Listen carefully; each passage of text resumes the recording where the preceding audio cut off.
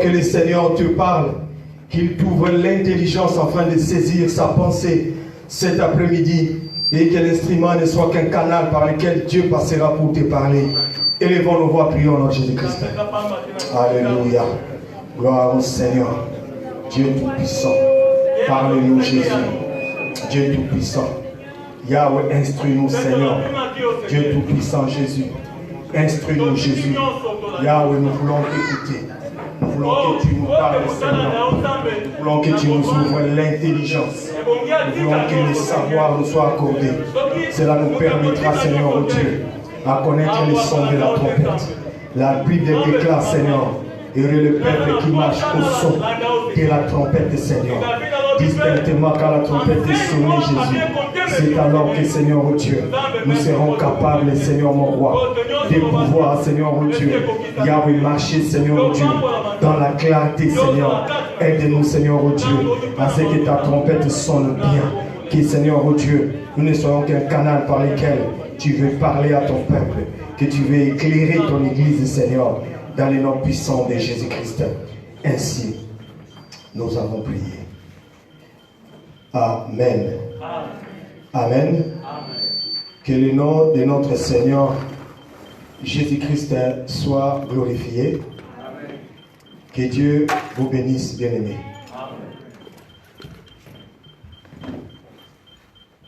Nous prenons nos Bibles. Nous allons lire les Écritures. Nous allons nous lever pour faire la lecture des Écritures. Nous sommes dans les livres de...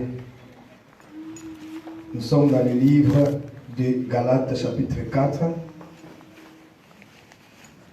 Nous prenons les versets 19 à 20. Notre écriture de base en rapport à cet enseignement. Galates chapitre 4, de 19e au 20e verset. Nous allons tous nous lever par la grâce de Dieu. Si la force nous est accordée, nous allons faire la lecture des Écritures au nom de Jésus-Christ. Mes enfants, pour qui j'éprouve de nouveau les douleurs de l'enfantement, jusqu'à ce que Christ soit formé en vous. Je voudrais être maintenant auprès de vous et changer de langage, car je suis dans l'inquiétude à votre sujet. 1 Thessaloniciens 4, chapitre 5. 1 Thessaloniciens, chapitre 5. Nous lisons du 1er au 3e verset. Nous allons même descendre jusqu'au verset 6. 1 Thessaloniciens chapitre 5 du 1er au 6e verset. Nous lisons au nom de Jésus-Christ. Pour ce qui est des temps et des moments, vous n'avez pas besoin, frères, qu'on vous en écrive, car vous savez bien vous-même que le jour du Seigneur viendra comme un voleur dans la nuit. Quand les hommes diront paix et sûreté, alors une ruine soudaine les surprendra, comme les douleurs de l'enfantement surprennent la femme enceinte, et ils n'échapperont point. Mais vous, frères, vous n'êtes pas dans les ténèbres pour que ces jours vous surprennent comme un voleur. Vous êtes tous des enfants de la lumière et des enfants du jour. Nous ne sommes point de la nuit ni des ténèbres. Ne dormons donc point comme les autres, mais veillons et soyons sobres. Amen. Nous pouvons nous asseoir. Nous vous saluons tous dans le nom de notre Seigneur Jésus-Christ. Que Dieu bénisse ces moments et qu'il nous accorde l'explication dans les Écritures que nous avons lues en ce jour. Amen. Nous avions voulu avancer un peu par rapport au renoncement aux œuvres mortes, mais le Seigneur nous a mis à cœur de nous attarder encore dessus. Donc nous sommes en train de parler sur les douleurs de l'enfantement, mais nous avons pris comme sous-thème,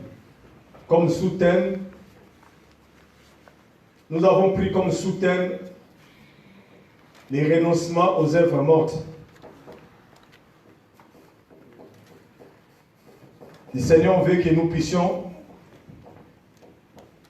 nous attarder encore dessus pour que nous soyons tous enseignés. Nous soyons tous enseignés. Nous serons tous enseignés de lui.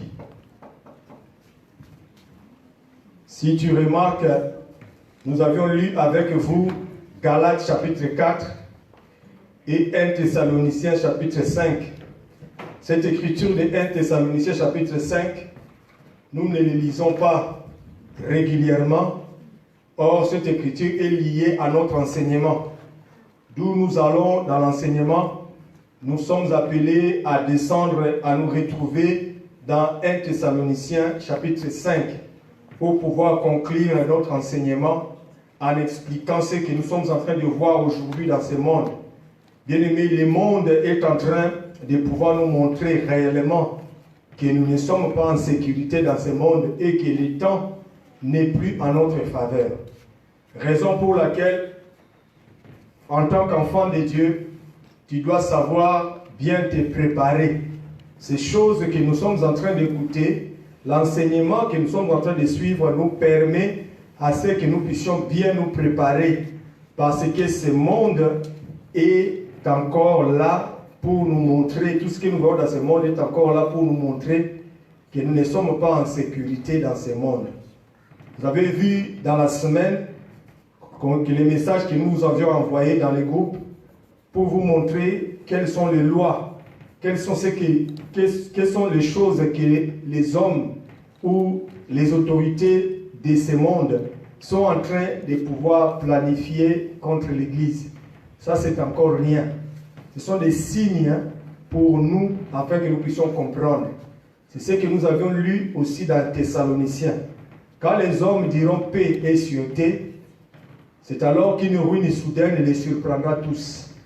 Parce que les hommes vont croire que leur paix est dans ce qu'ils sont en train de faire, les alliances qu'ils sont en train de conclure. Les lois qu'ils sont en train de faire, c'est par ces lois-là qu'ils auront la paix. Et quand ils vont chercher la paix qu'ils feront, c'est en faisant les alliances contre le peuple de Dieu. Amen. C'est là où nous allons arriver, si Dieu nous fait grâce, pour parler aussi des alliances des nations contre Israël. Mais quand on parle d'Israël aujourd'hui, ce n'est pas Israël à Jérusalem, là, à côté de Palestine. C'est Israël qui est le peuple de Dieu, qui est l'Église aujourd'hui. Là où Dieu a placé sa parole.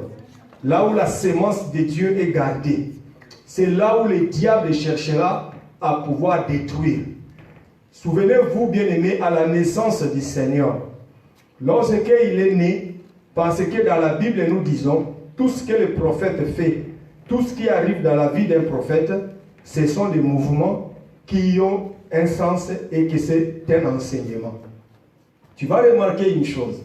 À la naissance du Seigneur Jésus-Christ, la Bible déclare que l'étoile s'est levée pour montrer les chemins aux mages qui sont venus de l'Orient. Mais les mages qui sont venus de l'Orient, ils n'étaient pas Israël. Ils sont venus de loin. Mais ils sont venus parce que l'étoile leur a montré les chemins pour aller. Aller où? Aller pour adorer le roi qui était né. Et c'est là où le problème a commencé.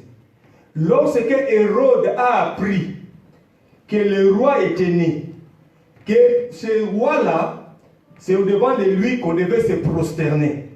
C'est là où le problème a commencé. Tu dois savoir que lorsque l'adoration, parce que la Bible déclare que le Père est en train de chercher les vrais adorateurs. Lorsqu'on parle des vrais adorateurs, le Seigneur a dit à la femme samaritaine, vous adorez celui que vous ne connaissez pas. C'est-à-dire que l'adoration est liée à la connaissance. Si on a la connaissance, c'est cette connaissance-là qui permettra que tu puisses adorer. Même la crainte de Dieu est liée à la connaissance de Dieu. Parce que si tu veux craindre Dieu, tu dois savoir qu'est-ce que Dieu aime et qu'est-ce que Dieu n'aime pas. Et la Bible dit que les mages sont partis pour aller adorer le roi qui était né. C'est là que Hérode s'est levé. Lorsque nous serons prêts pour aller à l'adoration, lorsque l'adoration sera prête pour que nous puissions vraiment faire la vraie adoration, sachez que le temps ne sera plus là.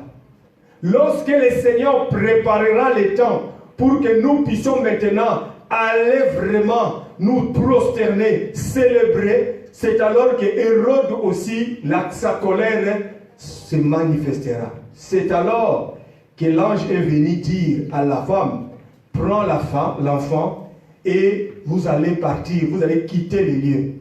Donc l'insécurité, comme nous avions dit, avec Jacob dans la maison de Laban, il a vu le visage de Laban, il a entendu ce que le fils de Laban disait. Jacob a compris que l'heure du départ est arrivée. C'est nous aussi aujourd'hui nous devons savoir, lorsque les fils se manifestent, c'est alors que nous devons partir. Parce que la manifestation du Fils, c'est ce que nous sommes en train d'enseigner, c'est que Christ soit formé en vous. Lorsque l'enseignement prendra corps et que tu seras maintenant prêt, l'Église sera prête à pouvoir faire la vraie adoration, c'est alors que nous devons être prêts pour partir. C'est pourquoi aujourd'hui, tu ne peux pas rester tranquille en voyant tout ce qui se passe dans ce monde. En entendant tout ce qui se dit dans ce monde, un enfant de Dieu ne peut pas dormir. Thessaloniciens nous donne les conseils en nous disant, ne dormons pas. Nous ne marchons pas comme dans les ténèbres. C'est vrai que les ténèbres est en train de pouvoir se manifester dans ce monde, mais nous ne marchons pas dans les ténèbres. Parce que lorsque les ténèbres s'abattent dans le monde, les chandeliers s'allumera dans la maison. Et la lumière du Seigneur fera en sorte que ceux qui sont dans la maison ne puissent broncher et qu'ils puissent marcher dans la clarté. Raison pour laquelle aujourd'hui, mon frère, ma soeur, sache que si tu es dans la parole, sache que tu dois veiller.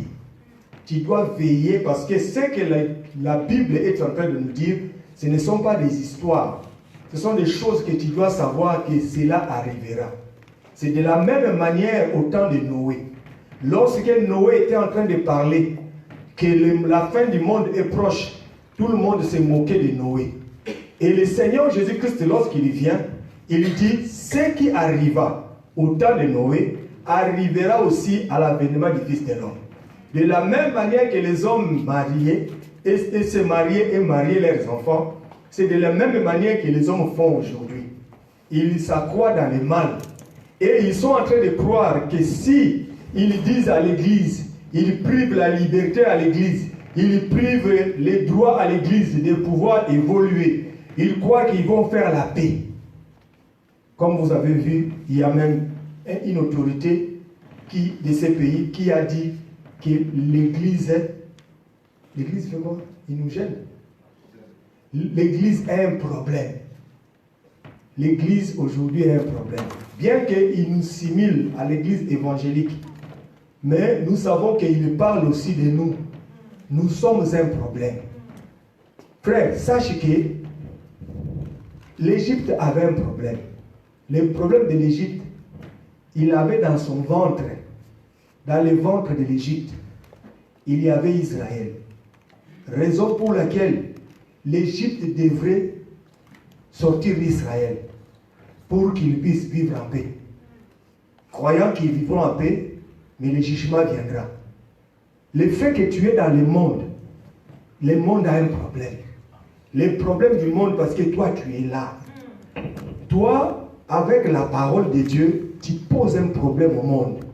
Raison pour laquelle, quand nous revenons, nous insistons sur le renoncement aux œuvres mortes, tu dois connaître ta position en tant qu'enfant de Dieu. Tu dois savoir qu'un enfant de Dieu n'est pas comme tout le monde. Un enfant de Dieu ne vit pas comme tout le monde. Amen. Des fois, nous faisons des erreurs en nous identifiant aux autres. Mais les autres aussi le font. Pourquoi pas moi? Pourquoi moi je ne peux pas le faire? Toi, tu n'es pas comme tout le monde. Toi, ta particularité, c'est que tu as reçu la parole. Le fait que tu as reçu la parole, tu n'es pas comme les autres. C'est pourquoi la parole doit te préparer. La parole est comme l'eau qui vient pour te laver, enlever toute la saleté. Mais il ne s'arrêtera pas seulement à te laver. La parole est aussi le vêtement que tu porteras pour te présenter au devant du Seigneur. Et sachez aujourd'hui que, comme nous avions dit le dimanche dernier, que Isaac, il avait un problème. Il devrait bénir son fils. Parce que Isaac ne peut pas bénir les deux fils, mais Isaac devait bénir son fils. Mais le fils qu'Isaac devait bénir, Dieu a fait que Isaac puisse être aveugle. Isaac est devenu aveugle afin que Isaac voyait par ses mains. Isaac a vu que les mains, la voix était la voix de Jacob, mais les corps ou les mains sont les mains d'Ésaü. C'est-à-dire que les corps étaient d'Ésaü, mais la voix était de Jacob. C'est là où nous avions compris que Jacob a été béni par Isaac, non pas parce que Jacob a mérité, mais Jacob a été béni par la grâce. On sait ce qui s'est passé dans Jacob, c'était simplement parce que Dieu a déjà dit cela. Dieu a déjà promis qu'il a choisi Jacob, il a haï Ésaü. Or, c'est là où nous avons compris avec vous que les mains qui voient aujourd'hui, c'est les ministères. Dieu aujourd'hui te voit par les ministères. Lorsque tu es en train d'écouter la parole, tu dois savoir que Dieu, pour te voir, il doit toucher. Dieu ne veut pas entendre. Parce que si Dieu t'entend parler, il entendra tes péchés. Il entendra le mal qui est en toi. Mais si Dieu veut te bénir, si Dieu veut se manifester auprès de toi, Dieu te verra au travers du vêtement que tu portes. Le vêtement que tu portes, c'est l'enseignement. C'est alors que Dieu apaisera sa colère sur toi et te bénira. Amen. C'est pourquoi l'enseignement doit être pour toi le moment où tu dois chercher à pouvoir bien assimiler. Tu dois bien assimiler l'enseignement. Pourquoi nous parlons de renoncement aux œuvres mortes? Nous allons entrer directement. Pourquoi nous parlons du renoncement aux œuvres mortes? La fois dernière, on a essayé de parler, touchant un peu ces choses, mais parlant un peu, si on peut dire par la révélation en expliquant la chair comme étant notre frère, l'Égyptien, tout ça, c'est ce que nous avions expliqué, pour dire que nous marchons avec la chair tous les jours. Mais nous voulons encore descendre encore plus bas pour expliquer par rapport à la doctrine pourquoi nous devons renoncer aux œuvres mortes. Parce que la question doit être posée. Pourquoi Dieu nous donne comme base, comme élément fondamental pour commencer dans la vie chrétienne, pourquoi Dieu nous dit nous devons renoncer aux œuvres mortes? Pourquoi Dieu dit ça? Pourquoi Dieu veut que nous commencions par le renoncement aux œuvres mortes? Regardez une chose, bien-aimée. Dieu a donné tout à Adam dans le jardin. Dieu donne tout à Adam, mais Adam a désobéi dans le jardin. Adam a écouté la voix de sa femme, il a mangé les fruits. Comme Adam a mangé les fruits, la Bible dit qu'Adam a tout perdu. Mais Adam n'a pas seulement perdu l'héritage du jardin, Adam a perdu beaucoup plus. Ce qu'il a perdu, c'était de demeurer dans la présence de Dieu. Adam a perdu la gloire de Dieu. Il est sorti du jardin. Et Romains chapitre 3, verset 23 nous dit que tous ont péché et sont privés de la gloire de Dieu. Tous ont péché là, on parle de tous ceux qui sont nés d'Adam. Tous ceux qui sont nés d'Adam, ils ont péché. Donc, ton péché, ce n'est pas parce que tu as fait quelque chose du mal. Même un bébé qui naît, même un enfant qui naît, il naît déjà dans les péchés. Les péchés là, c'est les péchés d'Adam. Raison pour laquelle, lorsque toi tu viens, tu dois d'abord savoir que tu es né dans les péchés. Le pourquoi du renoncement aux œuvres mortes, c'est que tu dois savoir te reconnaître comme quelqu'un qui est né dans les péchés. Si tu ne te reconnais pas comme quelqu'un qui est né dans les péchés, tu vas marcher comme si tout ce que tu fais, tout ce que tu es en train de manifester, cela plaît à Dieu. Non.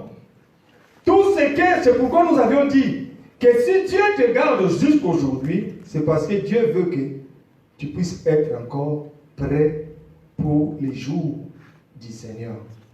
Parce que si le Seigneur voulait abréger ces temps, il y aura peu qui entreront. Raison pour laquelle le Seigneur donne encore ces temps de la grâce, afin que nous puissions comprendre que nous sommes nés dans les péchés. Nous avons été privés de la gloire de Dieu. Nous allons lire. Prenons la Bible. Romains chapitre 8.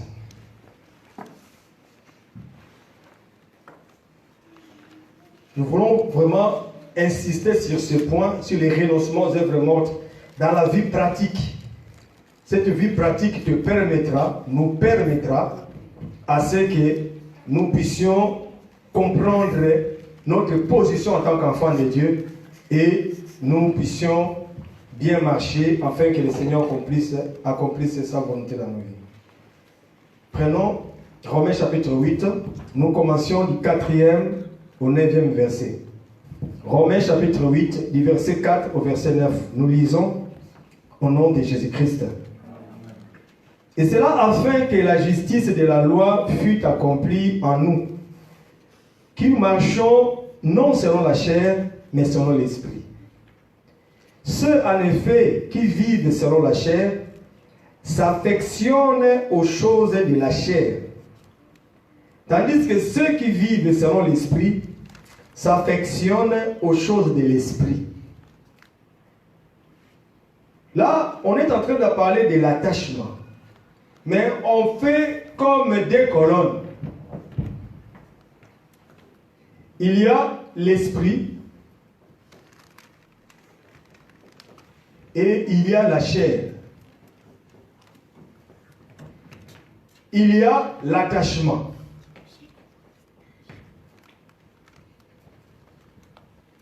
Bien, nous appelons l'affection. Comme ça, on va prendre juste les mots qui ont été utilisés. L'affection qui se manifeste, mais on dit, ceux qui marchent selon la chair, ils ont l'affection aux choses de la chair. Ceux qui marchent selon l'esprit, ils ont l'affection aux choses de l'esprit. Continuons la lecture. Et l'affection de la chair, c'est la mort. Donc, quand on a l'affection de la chair, on est en train de se préparer à la mort. On s'attache aux œuvres de la chair, on se prépare à la mort. La Bible dit ce truc-là, on continue. L'affection, c'est la mort, tandis que l'affection de l'esprit, c'est la vie et la paix.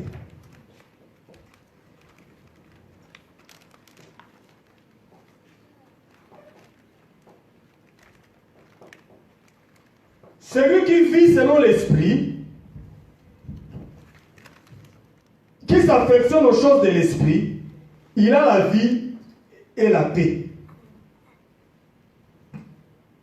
Ce n'est pas quelqu'un qui est agité, ce n'est pas quelqu'un qui est en train de pouvoir se troubler, mais il a la vie et la paix parce qu'il s'affectionne aux choses de l'esprit.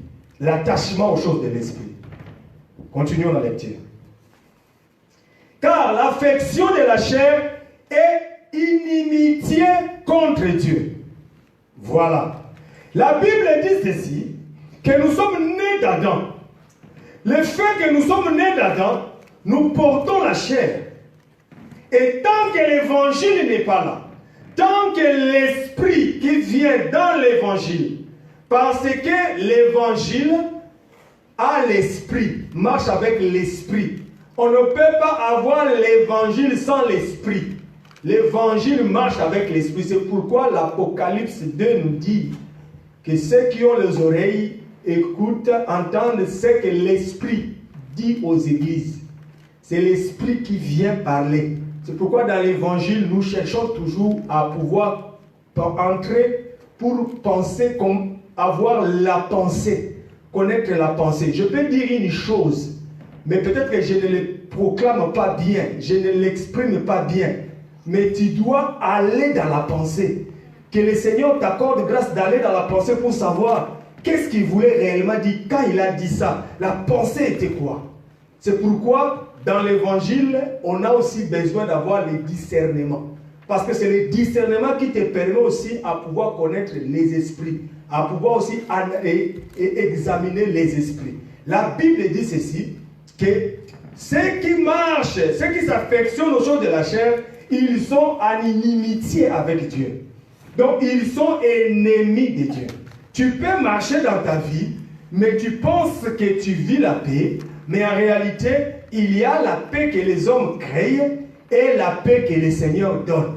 Cette paix qui ne suit pas toute intelligence. Si quelqu'un s'affectionne aux choses de la chair, il s'attache aux choses de la chair, il ne vivra pas la paix. Et la Bible dit que cette personne sera l'ennemi de Dieu. Mais je ne pense pas que toi, tel que tu es là, tu cherches à être ennemi de Dieu. Tu as des amis, tu as des connaissances, des copains, des copines, qui des fois te disent, faisons ceci, faisons cela, allons par-ci, allons par là, tu les suis, tu fais ce qu'ils disent. Parce qu'eux, ils s'affectionnent aux choses de la chair. Et le fait qu'ils s'affectionnent à ces choses-là, ils se constituent ennemis de Dieu. Ils sont en inimitié avec Dieu. Mais toi, en tant qu'enfant de Dieu, tu ne peux pas t'attacher à ces choses-là. Nous allons continuer. Parce qu'elle ne se soumet pas à la loi de Dieu et qu'elle ne les met mais qu'elle ne le peut même pas. Voilà. Ceux qui sont en train de s'attacher, s'affectionner aux choses de la chair, ils sont ennemis de Dieu. Et Dieu les appelle des orgueilleux. Ceux qui ne se soumettent pas à la loi de Dieu. Pourquoi nous devons renoncer aux œuvres mortes?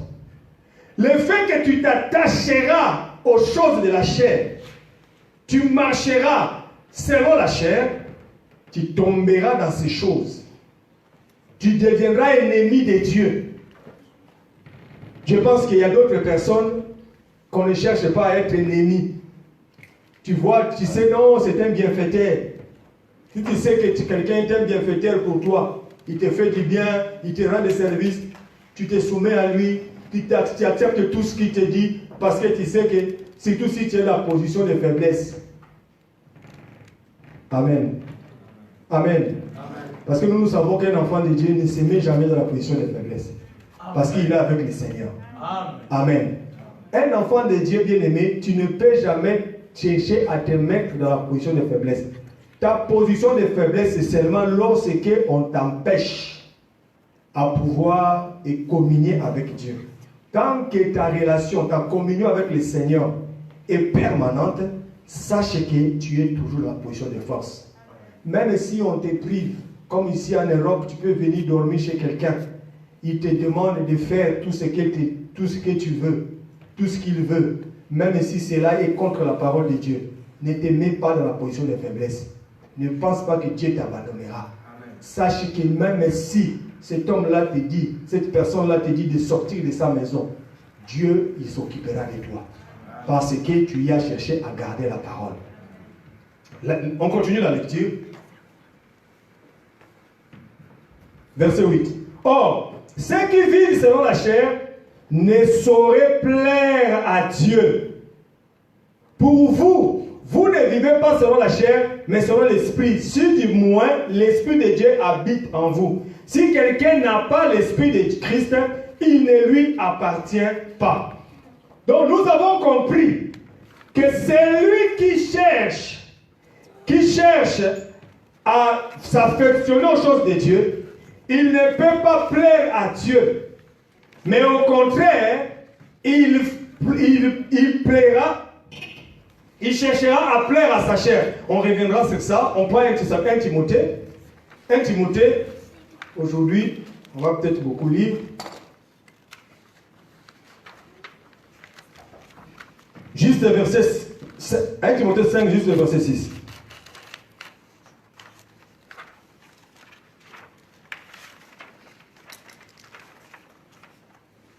La Bible dit que mais celle qui vit dans les plaisirs est morte, quoique vivante. Celle qui vit dans les plaisirs est morte, quoique vivante. Là, on parle sur les veuves. Celle qui vit dans les plaisirs est morte, quoique vivante. Cela veut dire, celui qui s'affectionne aux choses de la chair, il est mort au-devant du Seigneur. Au-devant du Seigneur, il est en train, tout ce qu'il pratique, ce sont les œuvres mortes. Il n'y a pas la vie dans ça. Tout ce qu'il manifeste, ce n'est que la mort. Raison pour laquelle, lorsqu'on t'appelle au renoncement aux œuvres mortes, tu dois savoir que tout ce qu'est la chair, parce que par la grâce de Dieu, on va aller tout doucement pour te montrer aussi comment tu dois aussi renoncer aux œuvres mortes. On dit le pourquoi, on doit aussi dire comment tu dois faire pour renoncer aux œuvres mortes. Mais ce que tu dois savoir, que tous ceux qui sont en train de vivre selon la chair, ils sont en train de manifester la mort. C'est la mort qui fait que l'homme qui prend plaisir à faire les choses selon la chair, il est mort quoique vivant. Les hommes peuvent te voir en train de marcher, mais pour Dieu tu es mort. Amen. Pour Dieu, tu n'existes pas. Pour Dieu, il n'y a rien de bon à trouver en toi. Raison pour laquelle un enfant de Dieu ne peut jamais commencer la marche avec le Seigneur s'il n'a pas renoncé aux œuvres mortes. Le renoncement aux œuvres mortes fait en sorte que nous puissions réellement commencer la marche.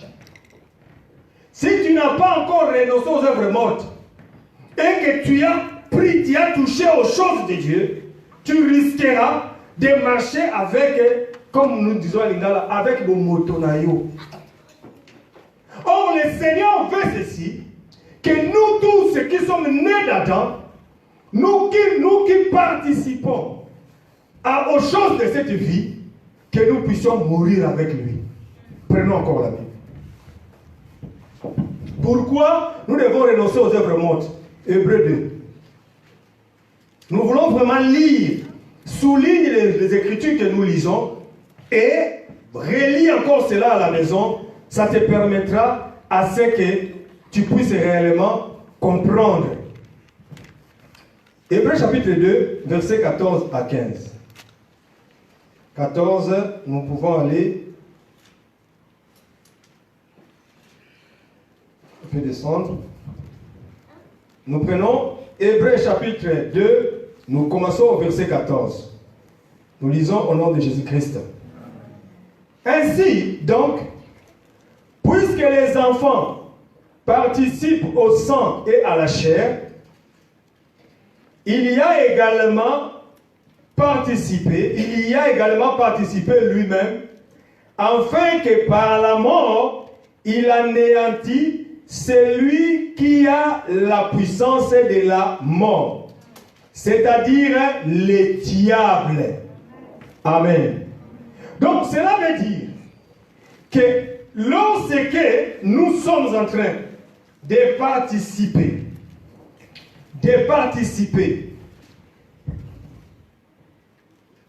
au sang et à la chair, c'est-à-dire nous sommes en train de participer aux choses de cette vie, le Seigneur, pour nous sauver, il est venu aussi participer aux choses au sang et à la chair et au sang, afin de pouvoir nous sauver. Donc nous sommes sauvés parce qu'il y a le Seigneur qui est venu porter aussi cette chair. Pourquoi il a porté cette chair? Parce que dans cette chair, il y a la domination du diable. Toutes les œuvres de la chair, tout ce que la chair nous commande à faire, c'est pour glorifier le diable dans cette chair. Amen. Pourquoi? Parce que la Bible dit que la chair et le sang n'hériteront point le royaume. Comme la chair et le sang ne peuvent hériter le royaume, c'est là que le Seigneur nous a appelés à ce que nous puissions comprendre. Ce sont des choses que tu connais et que nous voulons te rappeler. Nous voulons insister sur ces points. Beaucoup ont marché dans cette voie, mais ils n'ont pas maîtrisé ces choses. Bien qu'ils peuvent en parler, bien qu'ils peuvent dire que non, ce sont les choses élémentaires, mais la maîtrise des choses ne se manifeste pas. Lorsque Paul est en train de parler dans Hébreux chapitre 6, Paul parle des éléments de la doctrine comme le lait maternel, le lait que nous devons prendre. Or, nous savons que le lait est utile pour les enfants, pour les bébés, mais pas seulement. Le lait est aussi utile pour les grands. C'est pourquoi vous voyez que les grands aussi prennent du lait. Même s'ils sont grands, ils peuvent prendre du lait. C'est ce que nous appelons les rappels. Nous rappelons ces choses, même pour ceux-là qui ont marché, commencé ces choses, ça fait longtemps. Ils doivent revenir, on doit les rappeler. Parce que ce sont des choses qui permettent à ce que l'homme puisse réellement marcher dans la crainte de Dieu. Amen. Tu n'as pas besoin de quelqu'un derrière toi. Tu n'as pas besoin de regarder, il n'y a personne.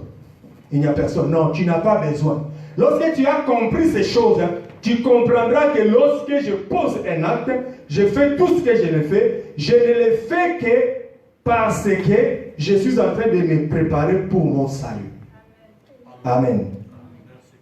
Donc c'est là où nous disons que puisque les enfants ont participé à la chair et au sang, le Seigneur est venu lui-même aussi y participer. Pourquoi il a participé à la chair et le sang? C'est pour qu'il puisse anéantir. Pourquoi nous renonçons aux œuvres mortes? C'est pour anéantir la puissance de la mort. Et cette puissance de la mort est dans les diables. Afin que tu arrives à résister au diable, tu dois savoir déjà que la chair a des désirs, comme nous avions lu avec vous, dans Galates chapitre 5, la chair a des désirs contraires à ceux de l'esprit. Mais ce que toi tu dois faire tous les jours de ta vie, tu dois faire en sorte que tu puisses chercher à anéantir la chair. Amen. Sur le plan doctrinal, tu dois savoir qu'un enfant de Dieu, tous les jours, tout ce que tu es en train de faire, chaque jour, tu dois savoir que tu marches devant l'épreuve. Raison pour laquelle, comme nous avions chanté tout à l'heure, que quand tu étais encore sur la terre, tu as prié sans cesse. Toi qui étais Dieu, mais tu as prié sans cesse. Cette voie-là nous montre qu'un enfant de Dieu, lorsque tu pries, lorsque tu dévances la journée par la prière, avant de commencer ta journée, tu pries. Sache que tu as toujours une prière que tu fais, Seigneur, je te recommande la journée. Quand tu dis au Seigneur, je te recommande la journée, c'est-à-dire en d'autres termes, Seigneur, je veux participer à la chair et au sang. Quand je participe à la chair et le sang, Seigneur, préserve-moi. Chaque jour, tant que tu es encore sous le soleil, sache que le diable, tant que tu portes la chair, parce qu'il lui a été donné de dominer sur la poussière. Le diable devait manger la poussière, dominer sur la chair. Et tant que le diable dominera sur la chair, le combat sera permanent dans ta vie. Amen. Tant que tu as la chair, frère, surtout dans les couples, tu es avec ta femme, tu ne comprendras pas. Frère, c'est pourquoi lorsqu'un homme et une femme se rencontrent, ils marchent ensemble, ils vivent ensemble. Chacun d'entre eux est en train d'apprendre de Dieu des choses qui lui permettent d'acquérir la maturité, de pouvoir avancer. Raison pour laquelle nous disons toujours dans les mariages, chacun doit jouer son rôle. La femme doit jouer son rôle de femme, l'homme doit jouer son rôle d'homme. Personne ne doit chercher à prendre la place de l'autre. Aujourd'hui, on est en train de bafouer même l'enseignement sur le mariage. Ce monde moderne est en train de pouvoir chercher à nous enseigner que vraiment nous sommes tous pareils, tous nous pouvons faire ça, lui peut le faire, moi si je peux le faire, ceci ou cela. Ce sont des choses qu'ils ne veulent pas entendre que nous disions. Mais nous savons que nous et le Christ, nous et le Seigneur Jésus-Christ, nous ne sommes pas pareils. C'est lui qui est au-dessus de tout. Nous devons toujours nous mettre à notre place et que lui aussi fasse son travail. Dans les mariages aussi, c'est pareil. Dans la marche que tu es en train de faire, Dieu t'apprendra à pouvoir vaincre les œuvres mortes, la chair. Comment est-ce que Dieu t'apprendra à vaincre la chair? C'est lorsque chaque jour, tu te remettras en question. Tu te lèves le matin, tu dis, je me lève pour que je sois capable d'anéantir la puissance de la mort. Amen. Tant que tu es encore sous le soleil, rien n'est acquis. Rien n'est acquis. C'est pourquoi tu verras que les hommes qui ont marché dans cette voie, qui ont craint le Seigneur, ils nous ont marché jusqu'au bout. Paul nous dit, regardez ceux-là qui vous ont apporté cette parole, quelle a été la fin de leur vie. La Bible dit quelle a été la fin de leur vie. C'est-à-dire que la marche avec le Seigneur, c'est que si aujourd'hui tu montes dans la montagne, sache que demain, le Seigneur enverra la vallée. Raison pour laquelle tu verras que lorsque le Seigneur a fait que nous puissions comprendre, dans la marche du Seigneur Jésus-Christ, tu verras que lorsqu'il fait les miracles, des fois il fait les miracles, il disparaît, il va prier. Pendant que les hommes chercheront à le glorifier, lui il se cache pour aller prier. Parce que c'est là où le diable vient. Lorsque tu montes, tu trouves que tout va bien. C'est le moment de pouvoir chercher la face du Seigneur. Amen. Et lorsque tu seras dans la vallée, lorsque tu seras dans les temps difficiles, où tu n'as plus de force, le Seigneur t'accordera la capacité de te relever. C'est tous les jours que tu dois savoir renoncer aux œuvres mortes. C'est un combat de chaque jour. Si chaque jour tu tiens compte de toutes ces choses-là, tu verras que le Seigneur te sera favorable. La Bible dit dans Romains 8 que ceux qui marchent selon la chair, qui font les œuvres, qui s'affectionnent aux choses de la chair, ceux-là, ils s'opposent à la loi de Dieu. Donc, ils font leur justice à eux. Pourquoi nous devons renoncer aux œuvres mortes? Pour ne pas faire notre justice à nous. Nous n'avons pas à faire notre justice à nous, mais nous devons faire en sorte que Dieu puisse accomplir sa justice à lui. Regarde ce que le prophète a dit dans Ésaïe 64. Ésaïe 64. Il faut souligner toujours les Écritures que tu lis à chaque fois. Ça te permettra de pouvoir relire encore et le Seigneur se glorifiera. Amen. Prenons Ésaïe 64, verset 5. Ésaïe 64, verset 5.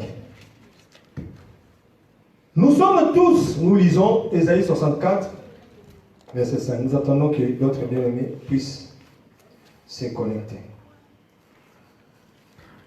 Nous lisons au nom de Jésus-Christ. Nous sommes tous comme des impurs et toute notre justice est comme un vêtement souillé.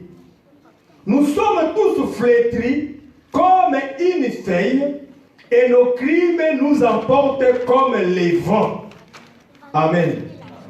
La Bible dit que nous tous, tels que nous sommes tous comme des impurs. Pourquoi nous sommes comme des impurs? Parce que notre justice au devant du Seigneur est comme un vêtement souillé. Lorsque l'homme cherche à faire sa justice, il va porter un vêtement souillé. Or, un vêtement souillé, Dieu ne l'agrée pas. Amen. Pourquoi nous renonçons aux œuvres mortes? C'est pour que nous ne puissions pas faire notre justice à nous. Parce que celui qui cherche à faire sa justice, il n'accomplira pas la volonté de Dieu. Amen. Pourquoi nous voulons renoncer aux œuvres mortes? Je pense que Dieu est en train de noter. Tout ce que nous sommes en train de dire, point par point, Dieu est en train de noter. Parce que je vais t'appeler pour te demander pourquoi on doit renoncer aux œuvres mortes. Je t'appellerai. Hein? Je vais t'appeler. Comme ça, je sais qu'on ne se promène pas pour rien.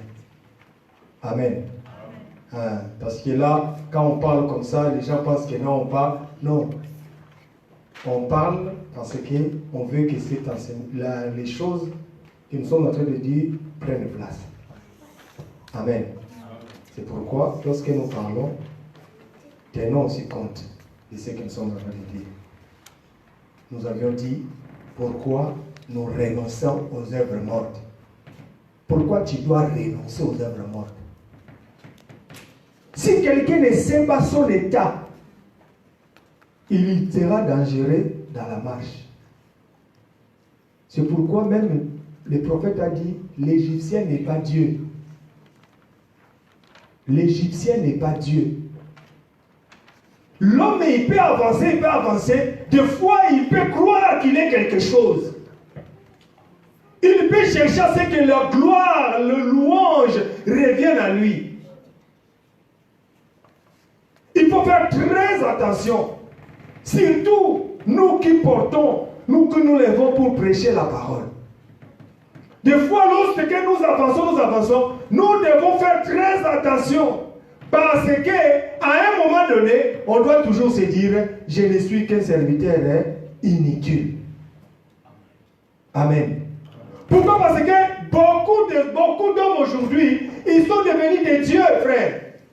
Pourquoi vous pensez pourquoi? Les gens comme les Branham, tout ça, ils sont devenus des dieux. Pourquoi? Pourquoi les gens les adorent, les font des dieux aujourd'hui? C'est simplement parce que lorsque les gens étaient en train de leur monter dans les places élevées, ils n'ont pas cherché à descendre. Amen. Et j'ai vu Paul. Paul a déchiré ses vêtements. Quand on a cherché à l'élever, les mettre dans les places élevées, il est descendu. Parce que dans la maison, c'est lui qui te permettra de pouvoir aller dans les places élevées, ce n'est pas toi. Quand tu vas dans la fête, on dit, reste là où tu es. On te prendra là où tu es pour te mettre dans la place élevée. C'est le Seigneur seul qui sait faire les choses. Et lorsqu'il le fera pour que lui-même il se glorifie. Amen. Renoncer aux œuvres mortes. Pourquoi nous devons renoncer aux œuvres mortes? Parce que notre chair, notre corps, c'est le monde de l'iniquité. Les péchés logent dans la chair. Les péchés logent dans la chair et surtout dans la langue, dans la bouche. Renoncer aux œuvres mortes, tu dois savoir préserver aussi ta langue. Amen.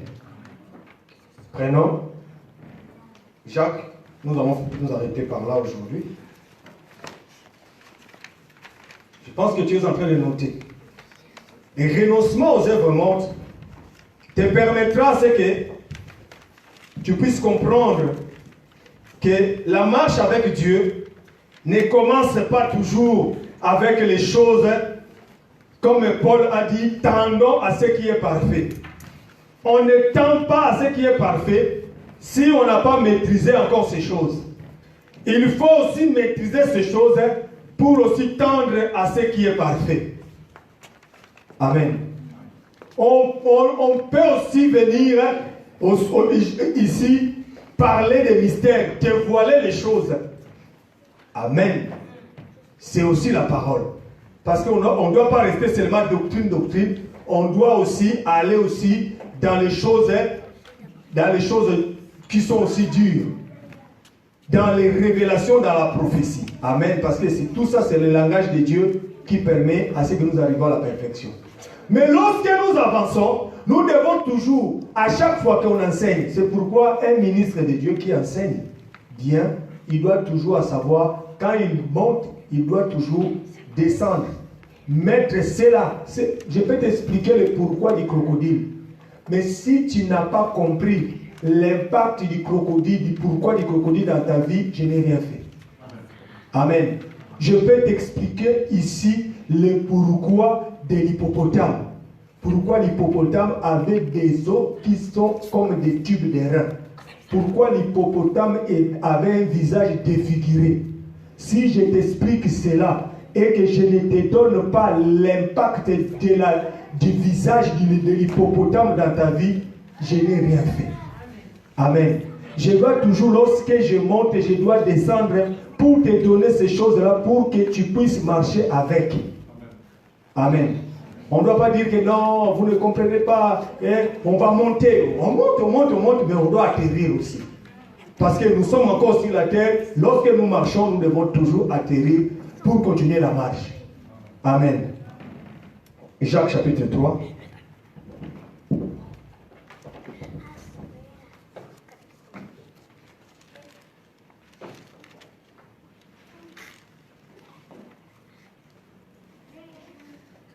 Jacques chapitre 3, verset 2. Pourquoi nous renonçons aux œuvres mortes? C'est parce que le corps ou la langue, c'est le monde de l'iniquité. Notre chair est remplie de péchés. C'est pourquoi nous devons renoncer aux œuvres mortes, les œuvres de la chair. Tout ce que la chair nous mène à faire, nous devons toujours l'examiner. Nous devons toujours savoir ce que la chair nous demande de faire. Amen. On ne dit pas que tu dois torturer ta chair. Traiter durement le corps, ce n'est pas torturer la chair. Parce qu'on expliquera comment tu dois aussi renoncer aux œuvres mortes. Là, on dit seulement le pourquoi. Pourquoi nous renonçons aux œuvres mortes? Parce que nous sommes en train de marcher dans une chair qui est le monde de l'iniquité. Les péchés habitent la chair. C'est pourquoi Dieu a dit, la chair et le sang n'hériteront point le royaume. Tu peux bien t'habiller, tu peux bien manger, tu peux bien te vêtir, bien vivre dans les luxes. Tu peux vraiment obtenir tout ce que le monde peut obtenir.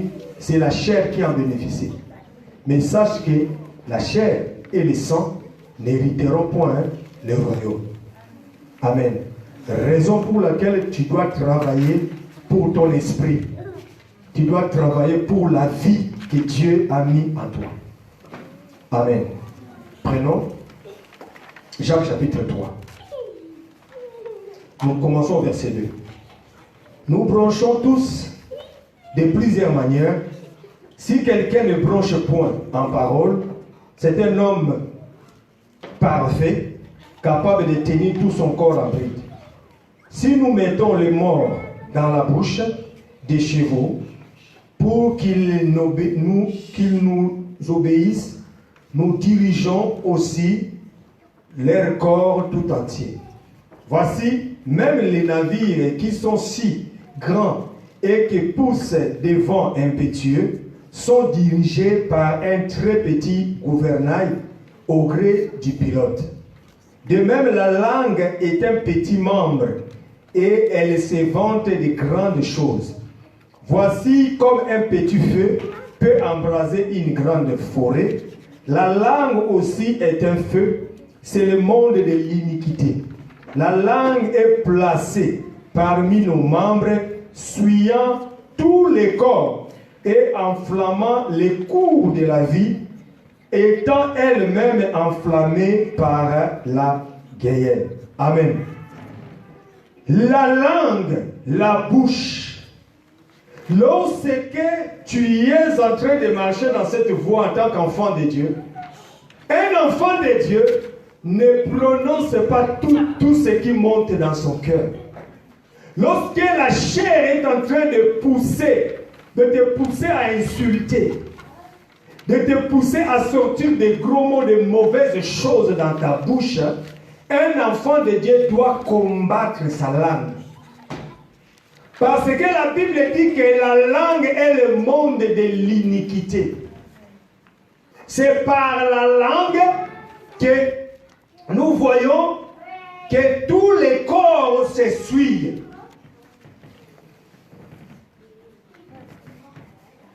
La Bible dit que nous bronchons de plusieurs manières.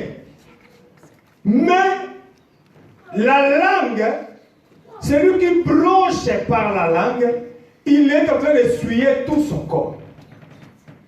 Amen. On ne dit pas qu'un enfant de Dieu ne parle pas.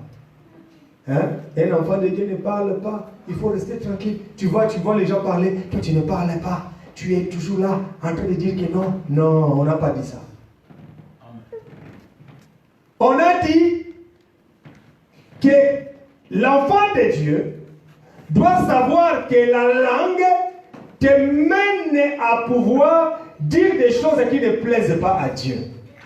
Raison pour laquelle, comme la Bible dit, que la langue, notre langue, nous devons la tenir en bride à pouvoir sortir que les paroles qui sont édifiantes. Amen. Quand on dit paroles édifiantes, les paroles édifiantes, ce n'est pas les paroles qui plaisent à tes oreilles. On peut te dire des choses, mais ce sont des paroles édifiantes. Ça peut aussi être dit, entendre dans tes oreilles, mais ce sont des choses qui vont t'édifier. Si tu comprends ces sens, ça va aussi t'édifier. Amen. Parce que des fois, on peut dire des choses, on dit que non, lui quand il parle, il est Ah, il dit, j'ai toujours dur en parler, tout ça. Non. Des fois aussi, on peut être dur. Des fois aussi, on doit savoir que la langue, la Bible dit que la parole de Dieu habite en vous abondamment. En sorte que lorsque vous voulez parler, que ce qui sort de votre bouche ne soit qu'assaisonné du ciel, accompagné de grâce pour savoir comment tu dois répondre à chacun. Quelqu'un peut te provoquer, mais tu dois savoir comment aussi le répondre. Tout ce que nous sommes en train de dire, ce sont des choses qui doivent demeurer en nous en tant qu'enfants de Dieu. Nous devons veiller sur ça parce que le temps n'est plus en notre faveur. Nous sommes en train de nous apprêter pour le retour du Seigneur. Et comme le retour du Seigneur est proche, sachez que, et nous, les prédicateurs, et tout le peuple, nous nous présenterons devant du Seigneur pour que le Seigneur puisse soit nous justifier, soit nous condamner. Amen. Pour que nous puissions hériter la promesse ces jours-là, nous devons savoir que les renoncements aux œuvres mortes doivent prendre place dans notre cœur. Donc, je pense que tu as compris aujourd'hui un peu ce que nous voulons dire par rapport au pourquoi du renoncement aux œuvres mortes. Pourquoi tu dois renoncer?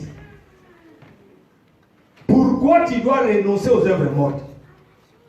Tu dois savoir que tout ce que Dieu dit, toi tu dois savoir les énumérer dans ta vie et chaque jour veiller en sorte que ces choses-là s'accomplissent. Que lorsque je suis en train de marcher, je dois savoir que moi, je suis là pour anéantir les œuvres du diable. Je suis là pour me soumettre à la parole de Dieu, pour ne pas être ennemi de Dieu. Je suis là pour anéantir ou pour tenir ma langue en bride. Il y a des choses qui ne doivent sortir de ma bouche. Quelque chose que lorsque ça monte dans ton cœur, ces choses-là, tu dois aussi veiller sur ça. Amen. Quand tu es en train de parler, tu dois savoir que la chair est là pour pouvoir t'empêcher à pouvoir accéder aux promesses de Dieu. Et sache aussi que nous sommes tous nés dans les péchés. Tu ne peux pas dire que non, moi je ne pêche pas. Moi, oui, nous ne péchons pas parce que nous sommes dans le Seigneur, nous sommes dans la parole. Mais la Bible dit, d'une manière ou d'une autre, les péchés nous lient.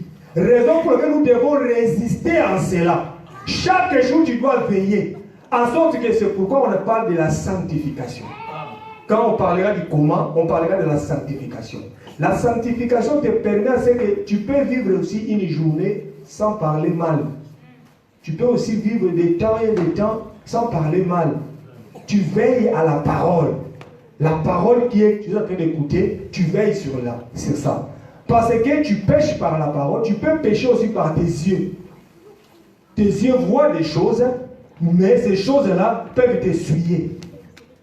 Mais la Bible dit que celui qui se souille par la langue, il est en train de souiller tout son corps. Amen. C'est ce que nous voulons dire aujourd'hui, les pourquoi du renoncement aux œuvres mortes. Tu peux être un enfant de Dieu, les gens te voient partir à l'église, les gens te voient zéler dans les choses de Dieu, dire Amen à la parole. Mais ces choses-là ne suffisent pas. Tu dois savoir que, en tant qu'enfant de Dieu, il y a des choses que tu dois renoncer. Tu dois abandonner.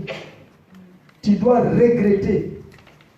Quand nous parlerons du comment est-ce que tu dois faire, Dieu nous fera grâce pour que tu comprennes. Tu dois faire des démarches. Tu dois faire des efforts. Et cela t'amènera à pouvoir aller dans la repentance. Parce que si tu ne passes pas par la repentance, tu ne pourras pas avoir le Saint-Esprit. Parce que le Saint-Esprit est lié à la repentance. L'homme doit regretter, reconnaître. Nous allons voir ça avec les Écritures. Regretter, reconnaître son état. L'état du péché. L'état où tu es aujourd'hui, c'est l'état du péché parce que tu portes la chair. Mais gloire soit rendue au Seigneur parce qu'il t'a envoyé la parole. C'est la parole qui fait que tu te sanctifies, tu te purifies. Tu ne seras pas comme les autres disent que nous tous, nous sommes des pécheurs. Dans ce monde, nous sommes tous des pécheurs parce que nous avons la chair. Mais nous ne vivons pas tous dans les péchés. Parce que nous sommes des mis à part. Le Seigneur nous a mis à côté pour travailler. Chaque jour, le Seigneur travaille pour nous, en sorte que nous ne soyons pas comme eux. Amen. Nous allons prier.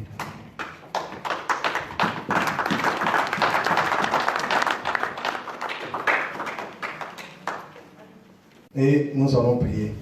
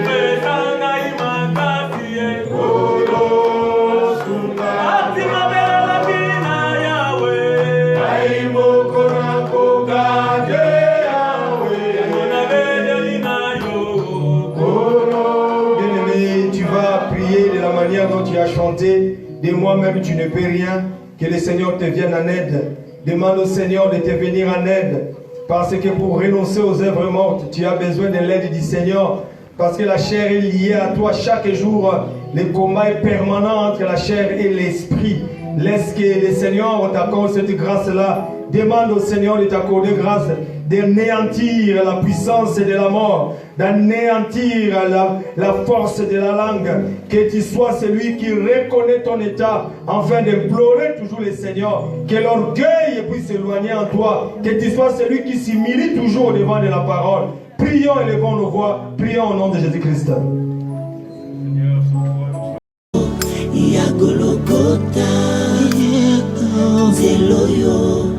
Etodi pasi kuna neba beta ki Yesu